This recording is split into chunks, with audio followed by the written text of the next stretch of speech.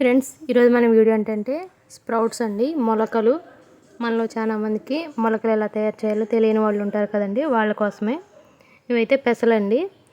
ఒక 2-3 గంటల సేపు నానబెట్టి నైట్ అనేది నేను ఇలా ఒక కాటన్ క్లాత్లో ఇలా కట్టేసి తడిపి దాన్ని పక్కకు పెట్టానండి. మార్నింగ్ కల్లా ఎలా ఉన్నాయో మీకు చూపిద్దామని వీడియో తీశాను. అంటే మళ్ళీ ఇవి మనకి ఇలా నచ్చితే తినొచ్చు.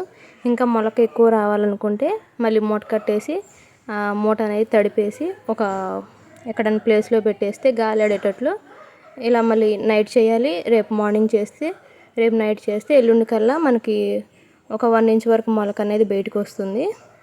ఇలా తినాలనుకున్నా ఇలా చిన్న మొలక వచ్చింది కాబట్టి తినేయచ్చు. లేదు మేము పెద్దగా వచ్చిన వాటినే తింటామనుకుంటే 3 డేస్ పడుతుందండి. ఈరోజు మార్నింగ్ నానపెడితే ఎల్లుండి మార్నింగ్ కల్లా మనకి మొలక అనేది వస్తుంది. ఈరోజు మార్నింగ్ నానపెట్టాలి. ఈవినింగ్ మూటలో ఇలా వైట్ క్లాత్లో కానీ ఏదైనా స్ప్రౌట్స్ బాక్స్ ఉంటే మీకు ఆ బాక్స్లో కన్నా వేసేసి తడిపేసి మళ్ళీ క్యాప్ పెట్టుకోవాలి. మళ్ళీ మార్నింగ్ తడపాలి. నెక్స్ట్ డే ఈవినింగ్ తడిపిన తర్వాత 3rd డే మార్నింగ్ కల్లా మనకు మొలకలు అనేది ఎక్కువ వస్తాయి. ఇలా ఈజీగా చేసుకోవచ్చు. థ్యాంక్ యూ అండి. Thanks for watching.